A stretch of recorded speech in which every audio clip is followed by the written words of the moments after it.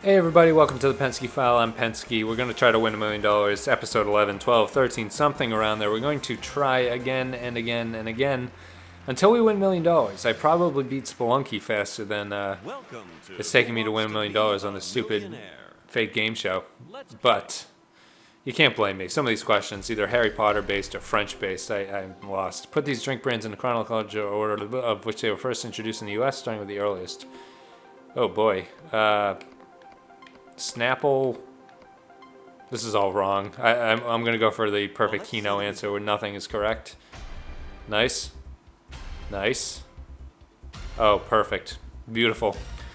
In Keno, when you don't get any of the numbers right, but you pick enough numbers, so it's like you pick 7 numbers out of 50 and you don't get any of them, you win a little bit of money back if you don't hit any. It's just as hard to not pick any as it is to get all of them. Not just as hard. But it's odds-wise a difficult enough choice where you get a little bit of money back. Answer the next 15 questions correctly, and you'll win $1 million. There's no time. I like this guy's red tie. It's a nice color. Lifelines to help you. Looks very political. It's a very political suit outfit. I don't like his pinstripes. I'm not a big fan of pinstripe suits. That's kind of a fashion I feel that hasn't aged very well. All my suits, not pinstripes. All one of my suits does not have a single pinstripe on it. Which of these television formats is often called a chat show? It must be a talk show.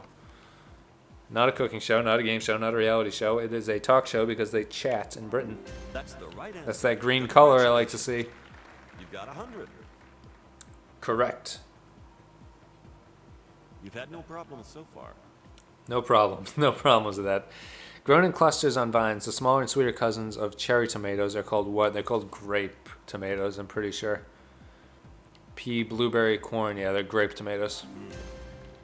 That's the correct answer. Well done. Not bad for not cheating. $200. You might as well play it. Here it is. Might as well. In the world of finance, a large severance package given to a departing executive is known as a golden parachute. Cue all the outrage on Wall Street about these golden parachutes. These banks lost money. How do we pay them? You might as well Millions of dollars. Yeah, we can avoid politics for now in this. Which of the following terms refers to an elite social class and not a pro sports team? The Brahmins?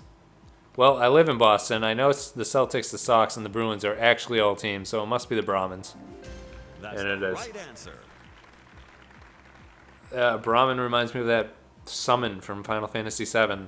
Bahamut or whatever. That you could win nothing. I spent a lot of I played a lot of Final Fantasies, but I spent a lot of my youth probably ignorant of how you actually pronounce their names until 10 came out and probably pronounced them for me. In a typical bowling grip, which 3 fingers are placed into the holes of the ball? I think it's the middle ring and thumb. I think they brace the ball with their index, even though when I'm bowling I use my index finger. That would make sense. The middle ring, I'm looking at my hand now, middle finger, ring. That's where your ring goes, and your thumb is the big fat one. So I'm going to go with that, middle ring and thumb. All right, good. Well done. That's the right answer. We have candlepin bowling in the Northeast. I don't think it's popular across the country, but candlepin is the narrow pins with the smaller ball, and you roll 3 balls instead of 2, I think. I like candlepin. It's a little bit different. The big ball is probably more exciting, and the small balls can be frustrating when you're just trying to hit the last pin. You can't hit anything. You're given a little bit of leeway with the big ball. You just roll that sucker down there, down the alley. It'll hit something. Because he hasn't made movies, critic Robert Ebert's star on the Walk of Fame shows not a film camera, but a what? Huh. I would imagine it's a TV set. Because he hasn't made movies, critic Roger Ebert's star on the Walk of Fame. It wouldn't be a record. That doesn't make sense. 2 theater masks doesn't really make sense. A radio microphone kind of makes sense. But it's got to be... They're known for the TV show. It must be a TV set. Unless he was famously a radio critic. No, he wasn't. That's the correct answer. Siskel and Ebert, Night at the Movies, I think it was called. Or Let's Go to the Movies. Someone should know. I used to watch this show a lot when it was on TV. It was good to watch. Now you just have the internet, so you don't need to do any of that. But pretty groundbreaking stuff. Take your time. 2 thumbs up. It's famous.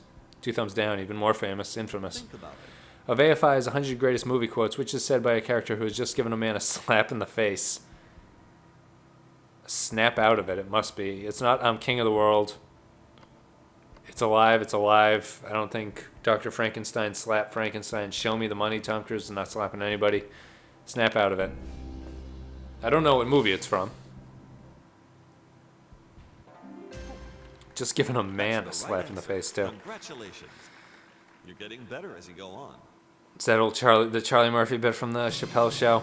In France, you would slap a man in the face, but after that, you would have a duel. Somebody had to go. On this one. You don't slap a man. You don't have to play. A false urban myth claims that the combination of Pop Rocks and soda proved fatal for Mikey, a boy in what cereal's life? It's Life, right? Yeah.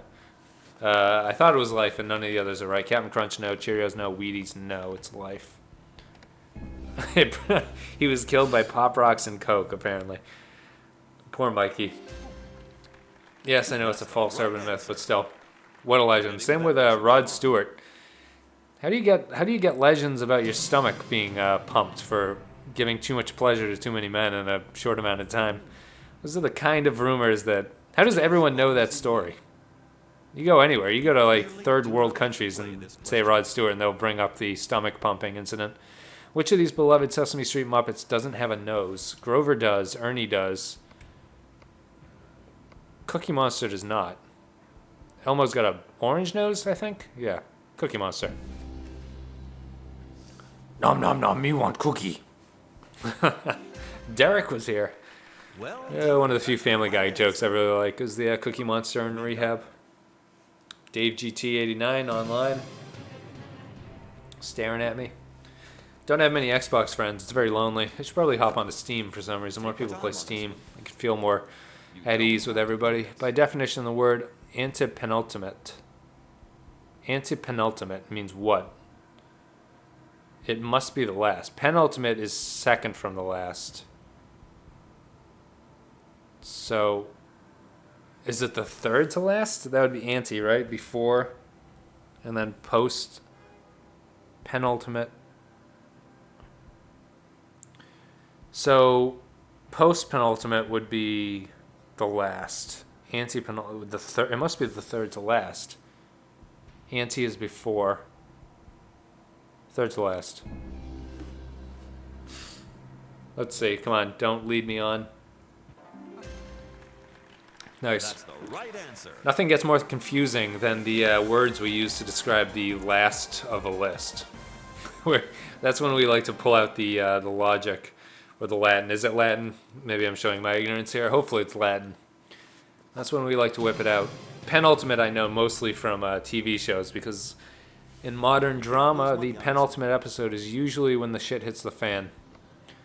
Attempting to liken the phone to a newborn baby, the engineer who sent the first text message in the U.S. wrote, oh boy, Mommy, I would assume?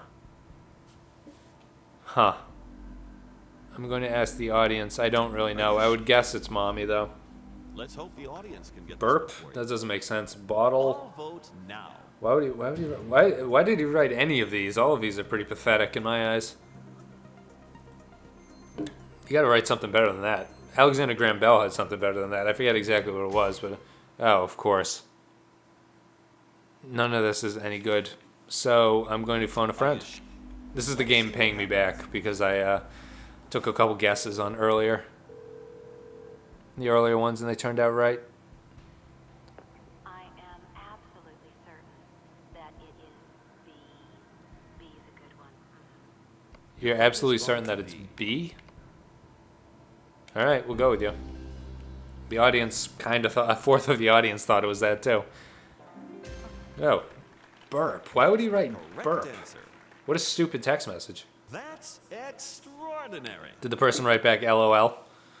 Was that the birth of LOL? You're like, what the hell are you talking about? Laughing out loud at how stupid your first text message is? You've changed the face of communication and you're going to write burp? Which of these great painters is commonly known by the name of his hometown and not by his birth name? Huh. Velázquez, Goya, Caravaggio, and Degas. Well, I have to 50-50 because I have no idea. Computer, take away 2 wrong answers. and Vel- leave the right Velasquez answer and sounds one other correct. wrong answer. No, it's gone. Of course it is. Caravaggio and Goya. I didn't heard of any of those painters. Caravaggio, does that sound like a place? Goya sounds more like a hometown. Caravaggio? Ugh, I'm gonna go with Goya.